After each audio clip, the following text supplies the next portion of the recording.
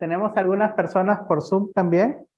Es un honor para mí presentar a John Vargas. Él es investigador postdoctoral en el Environmental Computational Science and Earth Observation Laboratory, ESEO, de la Escuela Politécnica Federal de Lausanne. Ha trabajado también con métodos de inteligencia artificial para estimar mapas de población de alta resolución de países en África. Hizo el doctorado en la Universidad Estadual de Campinas, Unicamp, en Brasil, en el área de aplicaciones de inteligencia artificial para mejorar la calidad de datos geográficos utilizando imágenes de satélite. Es ingeniero informático, egresado de la Universidad Nacional San Antonio Abad del Cusco, UNSAC, donde participó de la creación del primer sistema de conversación de texto a voz en quechua. Entonces, para mí es un honor presentar a John, que además es un gran amigo. Y así que te escuchamos, John. Si hay preguntas, yo también voy a prender el micro para alertarte de eso. Ok, gracias Pablo. ¿Me escuchan bien? A ver, voy a probar, ¿no? ¿Me escuchan bien, Pablo? No sé. Tal vez le aumentan el volumen al parlante. Sí, se escucha bien y el parlante creo que está sonando bastante bien. No sé si tú me Ok, escuchas. genial. Puedo comenzar entonces. Gracias, Pablo, por la invitación primero. Un honor estar aquí con ustedes y voy a hablar un poco sobre lo que hice básicamente en mi último trabajo, porque acabo de cambiarme de trabajo, pero este es yo diría, el trabajo de toda mi trayectoria que he hecho, el trabajo que ha tenido mayor impacto social, que era sobre la producción de mapas de alta resolución en países de África. Básicamente, esa era una necesidad de la Cruz Roja, porque ellos tienen proyectos sobre, por ejemplo, vacunación, y para logística necesitan saber cuántas personas viven en determinadas áreas. Por ejemplo, si tú llevas muchas vacunas en un área donde tiene menos población, hay una sobrecarga digamos, de costo en transporte para realocarla. Entonces, ese era un dato muy importante para ellos, crucial para poder realizar esas campañas de vacunación que ellos hacen en diferentes países en África. Y básicamente lo que hicimos, bueno, tipo, se creó un consorcio junto con la Universidad de Zúrich y la EPFL en Lausanne, la ETH Zúrich, la EPFL en Lausanne, esas dos universidades de Suiza, el Instituto de Computación también en Qatar, y la Cruz Roja, que era básicamente el cliente, la institución que quería los datos, ¿no? Y es un proyecto que ya lo terminamos. Y bueno, a lo largo de todo ese proyecto participé de conferencias mostrando el trabajo y tuve la oportunidad de ver otros trabajos en el área de inteligencia artificial para el bienestar social. Y es así que me animé a crear una presentación para mostrar ese área en otros eventos, ¿no? En particular en Perú, tipo, ya hice una presentación parecida en Cusco y mejoré un poco las diapositivas ahora que tengo un poquito más tiempo para presentarla también aquí, que me pareció interesante, y tal vez surge por ahí la idea de alguien de hacer su tesis o trabajo de final de curso después de la presentación, sería genial. Cualquier cosa pueden hablarme, contactarme al correo. Ok, vamos a comenzar. Entonces, como les dije, colecté un grupo de proyectos que utilizan inteligencia artificial para proyectos que tienen un impacto social, no necesariamente económico. Y rápidamente, hablando brevemente de mí, tipo, yo terminé la carrera de informática en Cusco, en UNSAC, hice el doctorado en Campinas, en Brasil, donde conocí a Pablo y muchos otros investigadores que hasta ahora tengo contacto con ellos. Parte de ese doctorado también lo hice en Holanda, en la Universidad de Wageningen, donde trabajé mucho con geoprocesamiento de datos. Tenía compañeros que trabajaban con imágenes de drones, captura de drones, o sea, de las imágenes en sí, de los sensores. Y vi mucho sobre la aplicación de agricultura de precisión allá en Holanda, porque tipo ellos tienen extensión territorial muy, muy reducida, pero a pesar de eso son unos grandes exportadores de productos agrícolas. Y parte de eso se debe actualmente a la utilización también de inteligencia artificial en estos momentos. Y bueno, después de eso me fui un poco al lado oscuro, comencé a trabajar en la industria como Data Scientist en Nubank, que es tipo la mayor fintech de Latinoamérica. Ahora debe tener como 50 millones de usuarios, tipo en Brasil, México, Colombia. Estaba esperando que se abra en Perú, pero todavía no se abrió. Y bueno, y ahí, después de unos años que estaba en Nubank, aparece esa gran oportunidad de trabajar en ese proyecto que tiene un mayor impacto social en la EPFL, junto con la Cruz Roja. Y es básicamente lo que voy a hablar bueno, primero voy a hablar sobre otros proyectos, pero luego al final voy a comentar sobre ese proyecto en particular. Y bueno, quería comenzar esa charla hablando, digo, mostrándole ese screenshot de un video en YouTube que vi hace unos años que decía Machine Learning is not the future. Y yo dije, wow, guay. Y ahí le di clic para ver qué era, pero eh, básicamente decía que no era el futuro porque ya está aquí, tipo, todo el mundo ya lo está utilizando. Pero ese todo el mundo, cuando veía la presentación, era todo el mundo en las empresas, ¿no? Tipo eh, Google, Facebook, otras empresas súper particulares en seguridad, finance, education, la mayoría de ellas, tipo, buscando un beneficio económico, eh, ¿cierto? Y bueno, ahí me surgió la idea de que, bueno, probablemente las universidades son los lugares donde esta tecnología se está utilizando más tal vez en cosas que no necesariamente traen un beneficio económico. Y es por eso que comencé a indagar un poco más sobre otro tipo de proyectos. Y volviendo un poquito de vuelta a tipo, lo que hace, por ejemplo, un data scientist que trabaja en una empresa, usualmente se podría agrupar en un conjunto reducido de cosas que son muy comunes en las empresas, como por ejemplo encontrar sugerencias de advertisement o recomendar contenido, hacer forecast de demanda de productos, predecir la churn, que es tipo cuando qué clientes no van a o van a parar de utilizar un producto, y así tipo. Yo creo que entre 10 grupos tú podrías agrupar las cosas que usualmente los data scientists en una empresa hacen, ¿cierto? Y pero por otra parte, tipo lo que tal vez lo vemos mucho en la universidad que tiene probablemente mucho mayor impacto,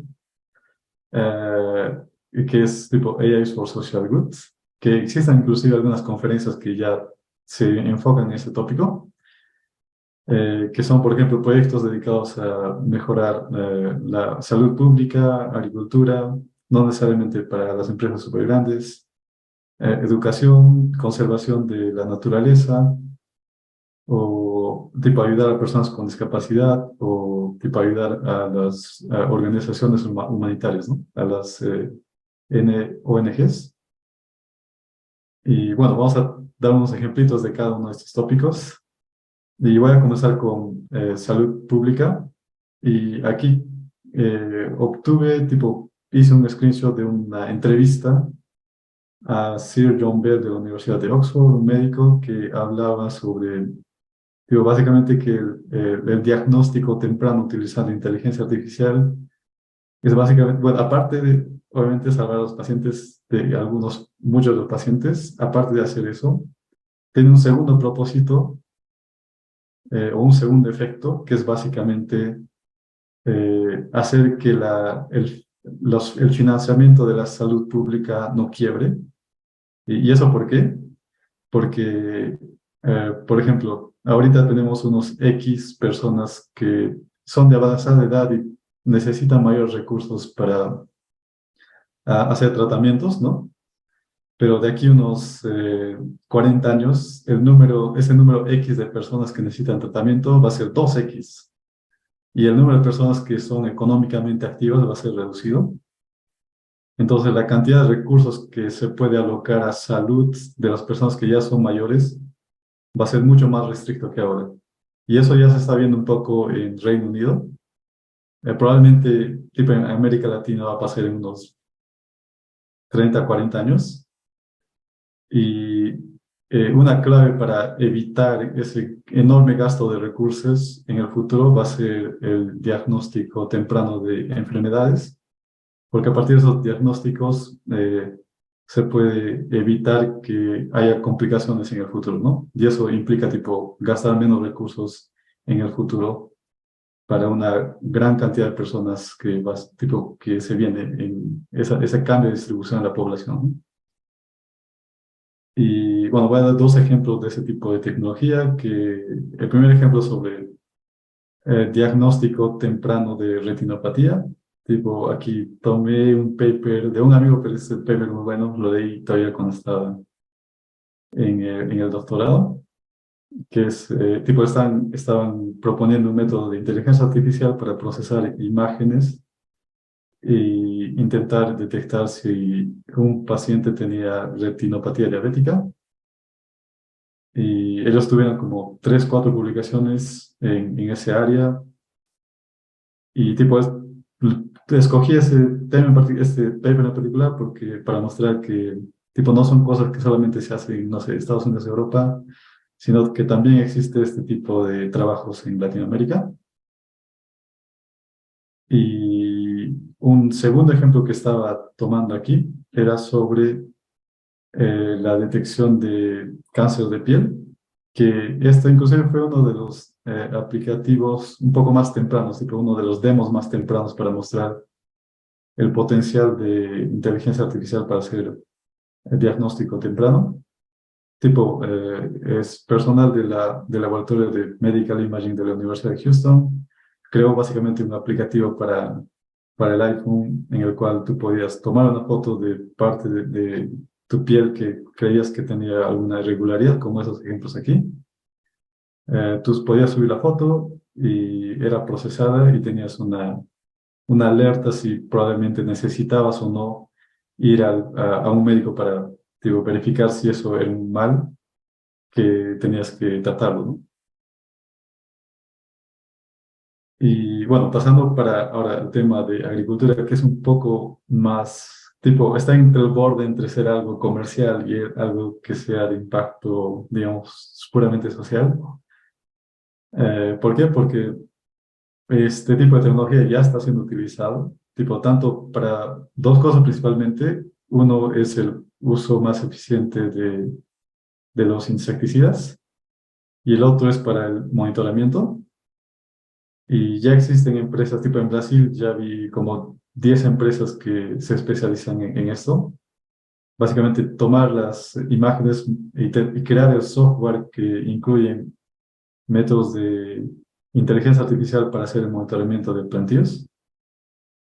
Y inclusive hubo el año pasado una competencia también en algún ministerio de Perú que algunos proyectos presentaban también soluciones para el área de agricultura, utilizando drones y procesamiento de imágenes, computer vision sobre esas imágenes.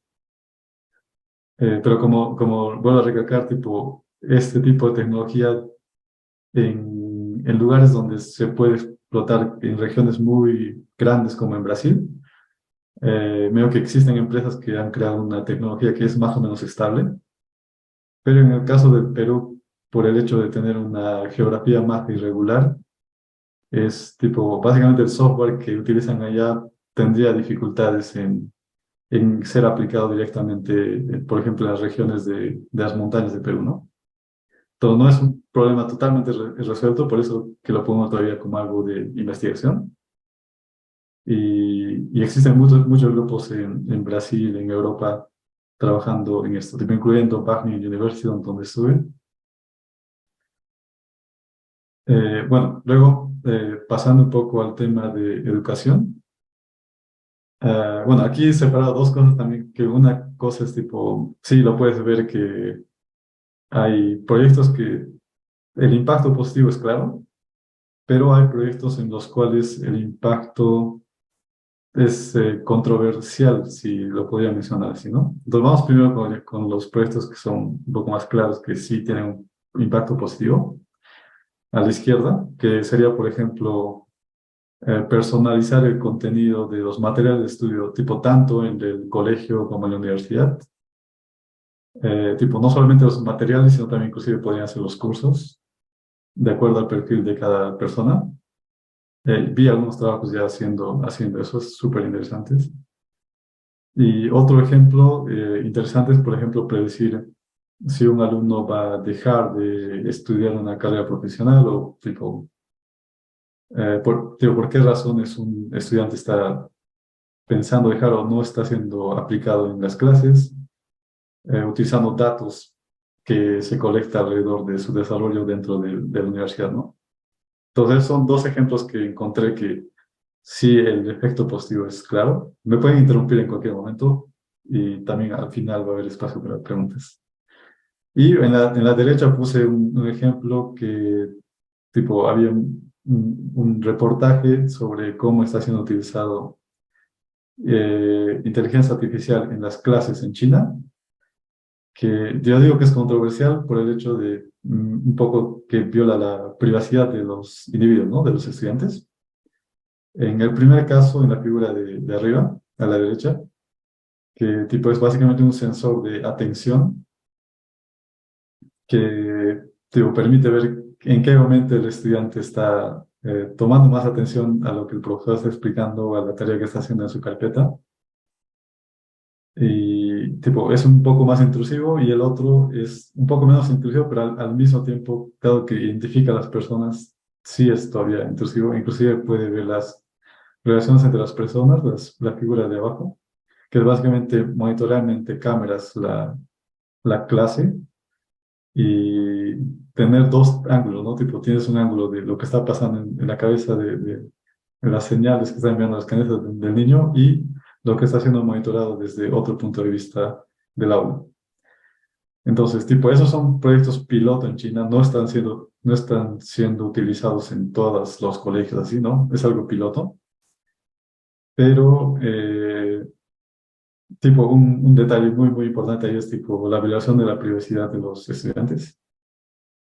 Y por eso es que lo puse como una pregunta, ¿no? Tipo, ¿esto realmente es algo que hace un impacto positivo?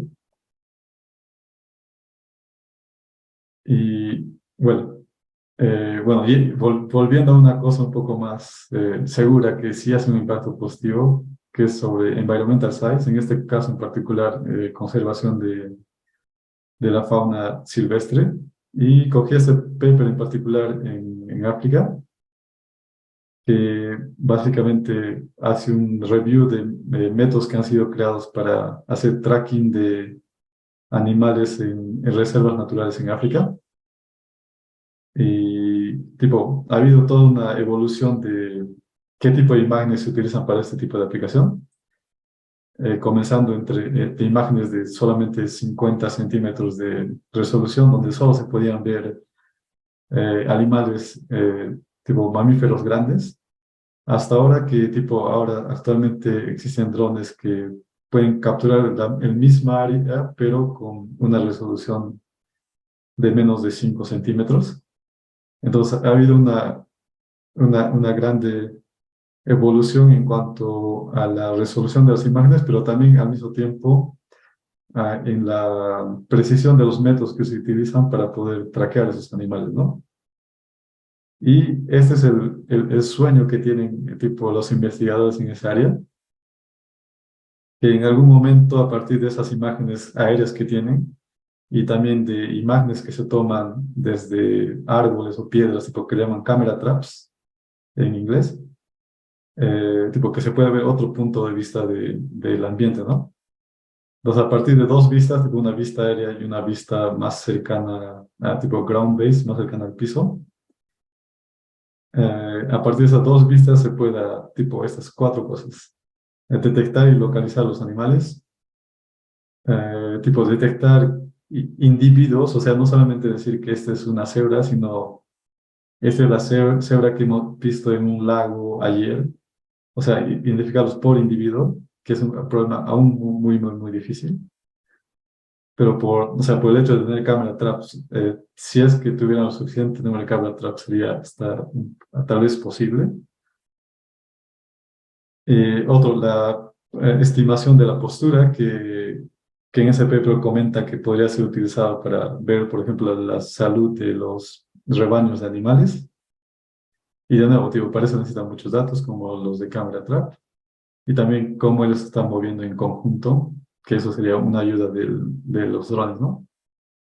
Y también, tipo, la reconstrucción del ambiente, tipo, de un año para el otro, tal vez ha reducido la vegetación y dónde ha reducido, tipo, cuáles han sido los cambios y todo eso se hace basado en datos, ¿no? O sea, se tendría que tener datos de imágenes de drones de un año para analizarlo para de aquí 2 años y puedes hacer la comparación y ver cómo es que ha evolucionado ese ambiente en ese tiempo determinado, ¿no?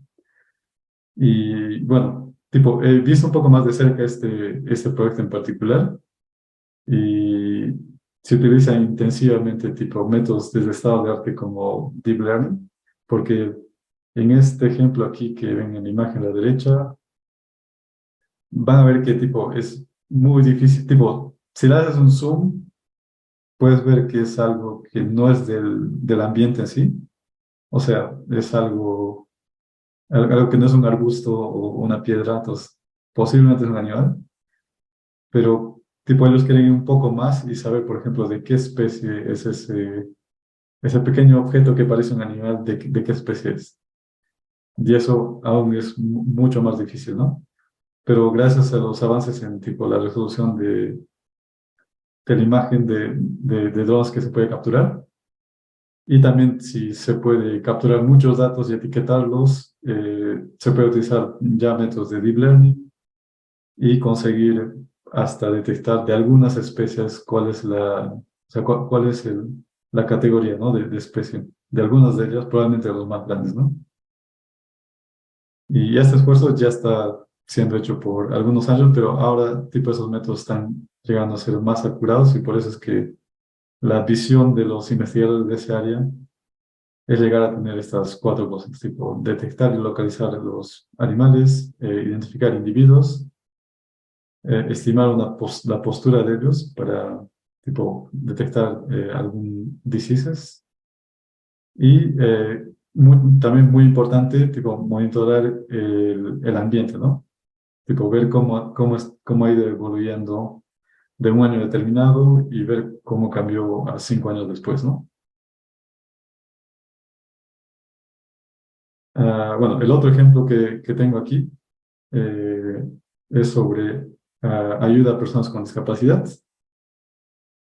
Y en este caso, tipo, se están utilizando tecnologías que vienen ya de hace mucho, mucho, mucho tiempo.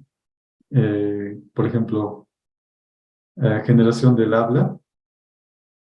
En el caso, por ejemplo, de la figura de la derecha, que es una aplicación de un guante que permite a personas tipo, mudas que utilizan el lenguaje de señas, que a través de ese lenguaje de señas puede ser traducidas primero a una representación textual de qué es lo que se traduce en lenguaje de señas, y luego ese texto traducirlo a voz, ¿no?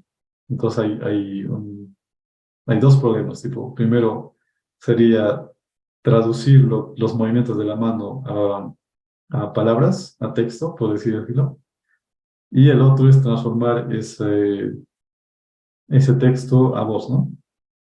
Entonces, resolviendo esos dos problemas, tipo, se puede básicamente resolver un poco ese problema de ese tipo de personas con discapacidad, ¿no?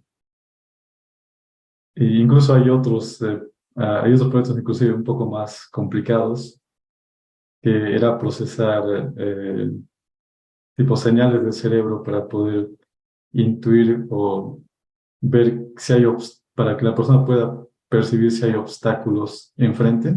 Tipo, obviamente no recuperar una visión del escenario exterior, pero sí de saber si hay obstáculos a la izquierda o derecha para poder que la persona sea más independiente, ¿no? Para que pueda caminar, por ejemplo, por las calles. Y, tipo, básicamente se juntan muchas tecnologías aquí, tipo voz, audio, generación de audio, y en otros casos inclusive también visión computacional, porque existen otros proyectos en los cuales se captura solamente imágenes de la mano, o sea, no existe un guante, y a través de eso se puede, eh, tipo, básicamente traducir directamente o del video que captura la imagen de la mano a texto y luego de texto a voz, o inclusive directamente del movimiento de la mano a voz, ¿no? Tipo saltarse un paso en ese proceso. Y, y ahora puedo hablar un poquito más tal vez un poquito más de este proyecto en el cual trabajé, que fueron 2 años. Eh, Como les decía, el objetivo principal era generar mapas de población que tengan alta resolución. Y el gran problema en esos países de África, tipo, nos focamos inicialmente en 6 países, era que los datos de census eran muy coarse, lo que ya, tipo, o sea, básicamente teníamos un número de población para una ciudad. Por ejemplo, si ven la población, esa ciudad de la derecha, que es Zanzíbar, sabíamos que existen 900.000 personas viviendo ahí, y ustedes saben que los métodos de inteligencia artificial necesitan datos para poder aprender y luego hacer alguna inferencia en datos nuevos. Y esos datos de los cuales el modelo podía aprender eran, digamos así, de baja calidad. ¿Por qué? Porque nuestro objetivo era calcular cuántas personas viven en un grupo de edificios. No sé, digamos, tiene 6 edificios que en un área de 100 metros por 100 metros. Eso es lo que queremos calcular, pero lo que tenemos a la mano es tipo cuántas personas viven en una ciudad de 900.000 habitantes. Pero obviamente tienes muchos samples, ¿no? Tienes probablemente ciudades grandes, puedes tener 50 medianas, tienes otras, no sé, 300, y luego villas, tienes miles de villas dentro de cada país de África. Entonces, por ejemplo, para el caso de Tanzania, teníamos como 3.500 regiones con datos de censos. O sea, sabíamos que, ok, esta ciudad de Zanzíbar tiene 900.000 habitantes. Si íbamos a la capital, ahí había datos un poquito más granulares que estaban por distritos. Entonces, sabías que en un distrito vivían, por ejemplo, 30.000 personas. Y en total tenías así de ejemplos para que el método de Machine Learning aprenda. En total teníamos en ese país de Tanzania 3.500 datos. Pero no estaba en la resolución de la cual queríamos, que era básicamente tipo 100 metros por 100 metros, que eso no existe en ningún país de África. O sea, esos datos existen, por ejemplo, en Francia o en Suiza, donde las personas cuando van a vivir tienen que registrarse a la municipalidad. Y tipo, básicamente la municipalidad sabe cuántas personas viven en cada edificio, básicamente. O sea, ellos sí tienen un control muy granular de el número de personas que viven en cada edificio. Y eso es muy diferente a lo que pasa en África. En Perú todavía tenemos una calidad mejor de datos de población, pero en África, por ejemplo, solo para dar un ejemplo del dato de población que hay en Congo, el último census que hubo allí era del año 1980. Entonces hay tipo un hueco de 40 años que esas instituciones como la Cruz Roja o Médicos Sin Fronteras básicamente están haciendo proyecciones de ese último census para estimar cuántas personas viven ahora en ciertas regiones, pero es algo que tiene mucha incerteza. Entonces, ese era el principal problema en el proyecto, que los datos de census en algunos países eran muy antiguos y en casi la mayor cantidad de países, bueno, en todos los países que hemos analizado no teníamos la resolución de census que nosotros queríamos para poder entrenar al modelo, ¿no?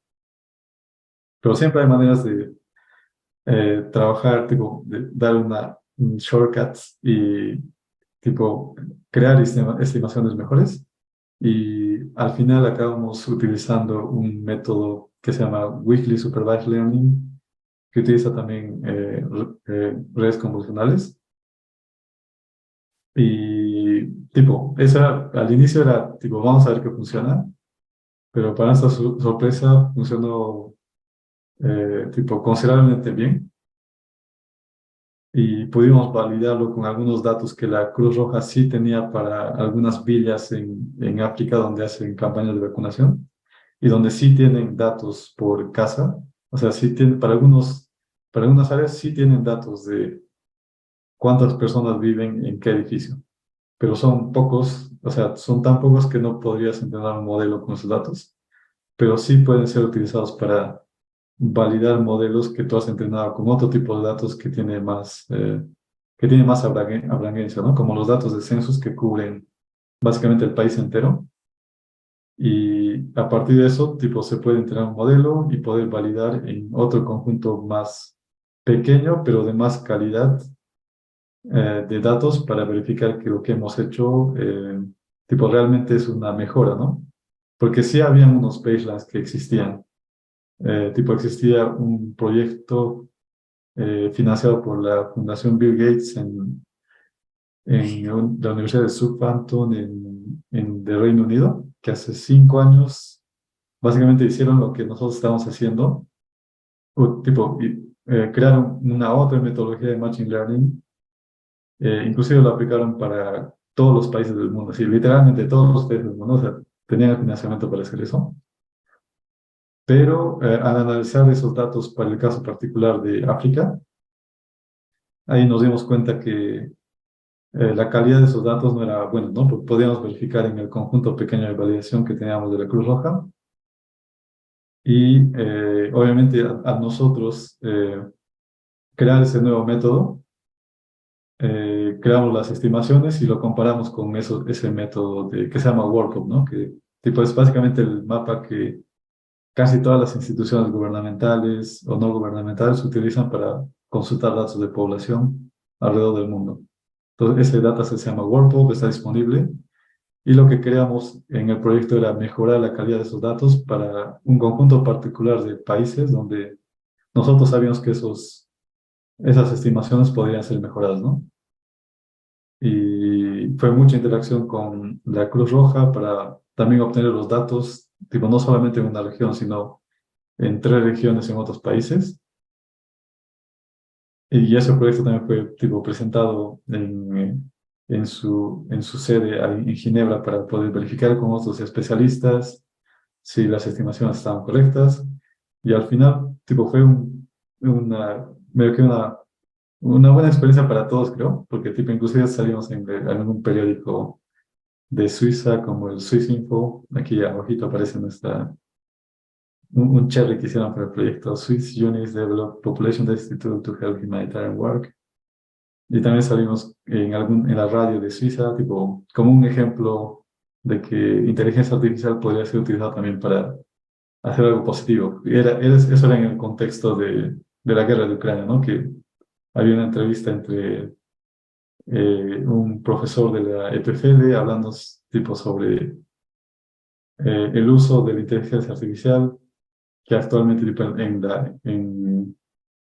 la guerra de Ucrania, por ejemplo, se utilizan mucho los datos de SAR, digo, para hacer detección de objetos, así, entonces hablaban mucho sobre cosas negativas, aplicaciones negativas de la inteligencia artificial, pero había unas cosas que se pueden rescatar y ahí mencionaron el proyecto en el cual estamos trabajando, ¿no? Entonces eso fue súper interesante y motivante para mí y para el resto de compañeros del proyecto, y el proyecto terminó básicamente en marzo y publicamos también los datos, tipo, inclusive la Cruz Roja, ¿no?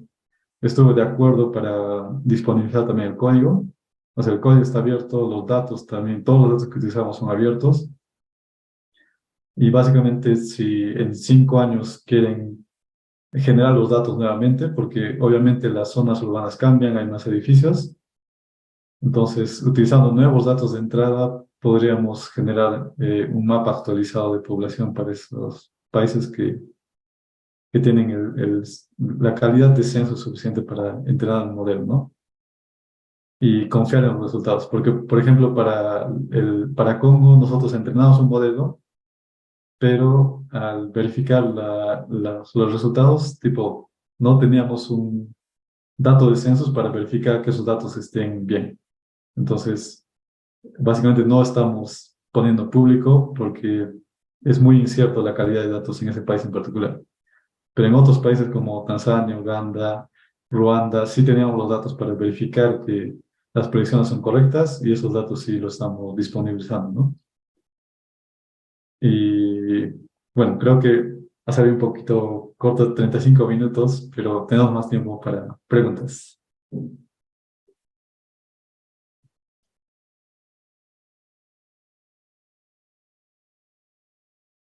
John, ¿me escuchas? Sí, te escucho. Genial. Entonces, chicos, preguntas sobre las aplicaciones, sobre el trabajo, sobre la línea de carrera también, a los que quieran dedicarse a Machine Learning y ciencia de datos, supongo yo también estará bien. Sí, Rodrigo. A ver, tal vez sea mejor que... ¿O me puedes repetir la pregunta, tal vez si no se escucha hasta aquí? Tal vez sea mejor que diga la pregunta aquí. A ver, Sí, ok. Bueno, primero que nada, me interesa mucho su PhD y buenas tardes. Eh, Hay una parte que me interesó que es el uso de Machine Learning para identificar el tipo de cáncer. En este caso, creo que mostró el cáncer de piel, ¿no? Quería saber sí. si también es capaz de identificar otros tipos de cáncer y también su categoría, como uno, dos o tres, para tratar y es. Qué pena. Sí, ese fue uno de los tópicos, inclusive me parece que Ramón, el mismo investigador aquí, el de la tercero, ahí contando hacia la izquierda, también trabajó un poco en eso con otras personas. Y, o sea, sí, el primer paso fue identificar si, tipo, el grado del benigno, maligno, algo así, pero también existen diferentes tipos. Y sí hay trabajos que consiguen identificar diferentes tipos de melanoma. Entonces, tipo, desde que haya un suficiente conjunto de datos etiquetados, tipo, actualmente el bottleneck, tipo, como diríamos, la parte más crítica en muchos de los problemas es colectar los datos y tener suficientes datos para poder representar bien ejemplos del problema. Y con eso, utilizando los métodos actuales del estado de arte, usualmente son muy acurados para problemas que tienen que ver con clasificación y detección de imágenes, ¿no? Ujú. Muchas gracias.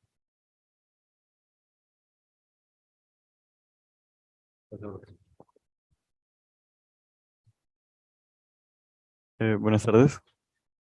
¿Sí? Eh,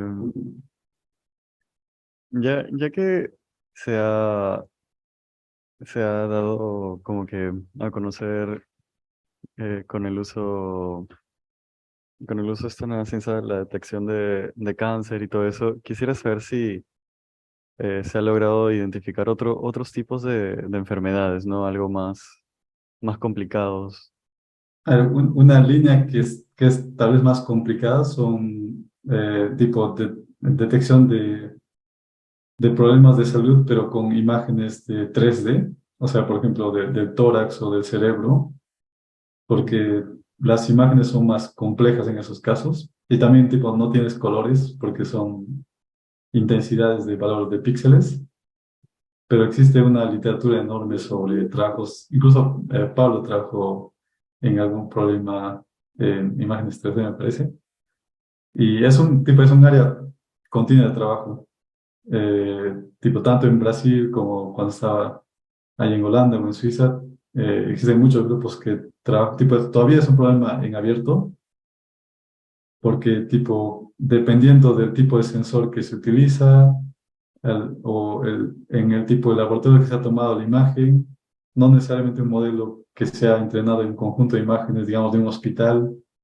va a funcionar en otro, porque en el otro hospital los sensores son diferentes, y diría que es el mayor problema ahorita. La diferencia entre la captura de las imágenes y ahí el modelo no puede generalizar lo suficiente como para ser también preciso en otro tipo de imágenes, ¿no? Claro. Bueno, muchas gracias.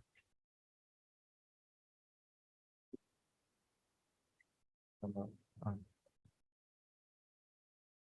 Mi pregunta va, eh, ¿qué estrategias utiliza para la optimización o mejorar la calidad de las imágenes? O sea, si bien es cierto, la captura de una imagen, ya sea, por ejemplo, en este caso de un aplicativo, de que captura la imagen, pero ¿qué estrategias ocasionaría o ocasionaría? Ya, pero o sea, ¿qué estrategias emplearía para captar la imagen? O sea, de que en diferentes puntos de vista o ángulos de enfoque, o sea, me determine que, ok, esto es tal cosa y más o menos como que, o sea, O sea, creo que lo que estás hablando es de un método que se utiliza mucho, tipo augmentation, porque tener un ejemplo o sea, básicamente mientras más fotos tengas del mismo objeto, podrías obtener un resultado con más precisión. Y tipo, eso es cierto, pero si tienes solamente un ejemplo y no, por ejemplo, tienes acceso al paciente solo un día y le tomaste una foto, y bueno, no puedes tenerlo tal vez otro día, sacar una cita con el otro día.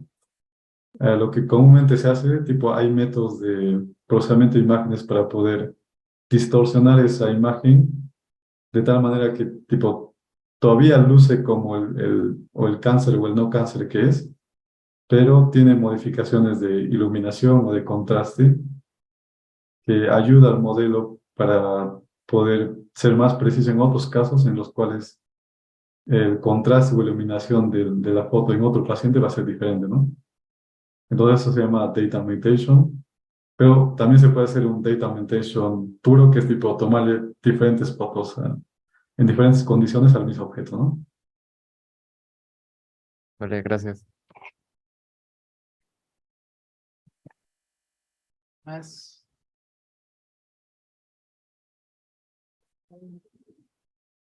Buenas tardes. Una pregunta. ¿Qué desafíos se enfrenta la inteligencia artificial en la parte de lo que es la educación? Sí, actualmente de los que he visto, de lo tipo, inclusive esto lo veo más o sea, en inteligencia artificial aplicada a la educación, lo veo más ahora en empresas privadas que en el sector público. Y creo que ahí hay un hueco muy grande que se tiene que llenar. O sea, porque el sector público va muy lento, usualmente, ¿no? En muchas de las cosas, pero yo creo que se podría beneficiar, por ejemplo, en estos dos tipos de ejemplos que puse, ¿no? Sobre personalizar el material de estudio, que en instituciones privadas ya se está aplicando. O sea, ya vi algunos cursos, por ejemplo, de idiomas en Brasil que utilizan tipo métodos de recomendación de contenido, por ejemplo, o tipo, como lo que puse aquí, ¿no? Personalización del material de estudio. Eso ya está siendo utilizado en iniciativas privadas, pero creo que el mayor desafío es intentar poner eso en el sector público, ¿no? Que en el Perú, tipo, afecta a muchas personas y sería interesante que eso ya sea aplicado también, tipo, las cosas que sabemos que funcionan podrían ya ser utilizadas en el sector público. Muchas gracias.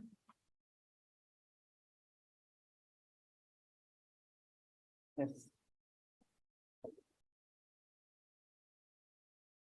Buenas tardes. Ahora que en este quinto ciclo estoy llevando un curso que se llama Fundamentos de Diseño, me da la curiosidad de si me puede compartir de cómo la inteligencia artificial en este caso puede aportar o ayudar en el tema de la forestación. La, ¿Qué relación o qué manera qué estrategias se pueden implementar para una forestación sostenible? Lo que hablas es forestación tipo crecimiento o Ajá, mantención de la floresta en la cultivo. Amazonía, por ejemplo. ¿Qué métodos con la inteligencia artificial podría relacionarlos? Sí, en la floresta amazónica, por ejemplo, ¿no? Ujú.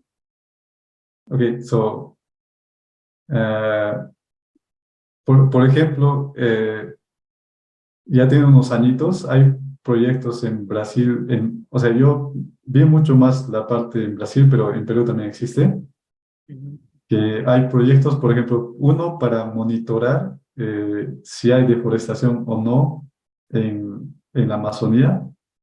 Por ejemplo, el tiempo de respuesta es como de 3 días, 2 días. O sea, si deforestas algo, el satélite Severs, hay un satélite brasileño que tipo visita con más frecuencia el área de la Amazonía y junto con otros satélites que, por ejemplo, el MODIS, o sea, juntando varios satélites que pueden cubrir un área con mayor frecuencia, existe ya un sistema de monitoramiento que utiliza Machine Learning en Brasil, que tipo, en máximo 5 días, si una región grande, tipo de más de 10 hectáreas se ha deforestado, tipo es detectado. Y es tipo básicamente muy, muy preciso. Inclusive por el hecho de que eso ya existe,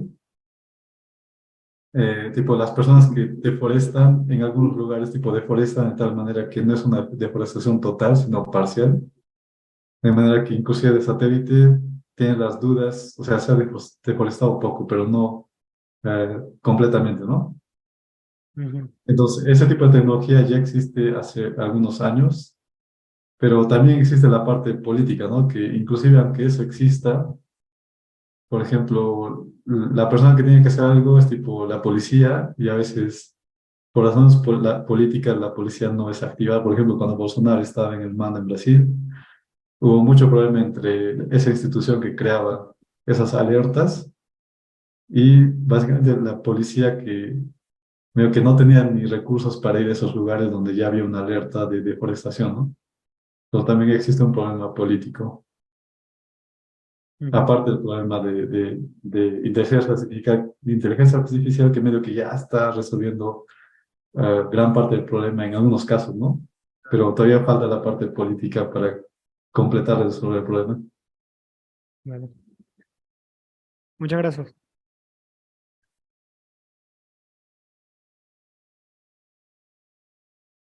Buenas tardes. Mi pregunta va referido, o sea, que si cuando se tiene, o sea, datos incompletos, o sea, para entrenar a la inteligencia artificial, las estimaciones que se dan, ¿qué tanto afectaría a la precisión de la inteligencia? Eh, o sea, la respuesta corta es sí afecta, pero lo importante es que, ok, sé que va a afectar al modelo. Lo importante es que tengas un conjunto de datos que no tenga ruido, donde puedes verificar que el modelo que has entrenado con esos datos sucios, con ruido, todavía está considerablemente preciso, ¿no? Eso es lo súper importante, tener un dato, no importa que sea un poco pequeño, pero considerable, que tenga datos buenos, donde puedes verificar que tu modelo sí está haciendo el trabajo que debería, ¿no? Gracias.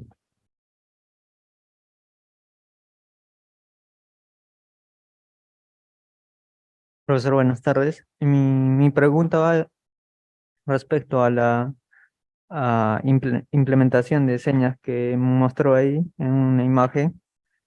Es que, cómo se implementaría los modelos de Machine Learning? O sea, en este caso en dialectos o variantes de lenguaje de señas. O sea, cómo en ese caso, en, en la imagen que mostró, o sea, si sabemos que hay diferentes dialectos de señas, o cómo se adaptaría en ese caso. Sí, o sea, ese es un buen punto porque, por ejemplo, los primeros proyectos que presentaron, o sea, porque si lo buscas en internet, tipo, hay como 20 proyectos que dijeron en alguna oportunidad que somos el primero haciendo esto. O sea, pero en realidad no es que resolvieron para el lenguaje de señas de ese dialecto, ¿no? Porque cambia eso. Y básicamente si quieres resolver para un otro lugar, área en particular, te tienes que reentrenar el modelo con, o sea, podrías utilizar como base un modelo preentrenado con una región que ya tienes muchos datos, pero definitivamente tienes que con lo que llamo fine tune, o sea, modificar brevemente o tipo modificar toda la arquitectura si estás utilizando una red neuronal. Básicamente reentrenar el modelo con datos del lugar particular donde quieres aplicar ese traductor de lenguaje de señas, ¿no? Entonces, sí, necesitas nuevos datos para poder reentrenar un modelo que se adecue a un país, digamos, ¿no? Que tiene su propio sistema. Muchas gracias.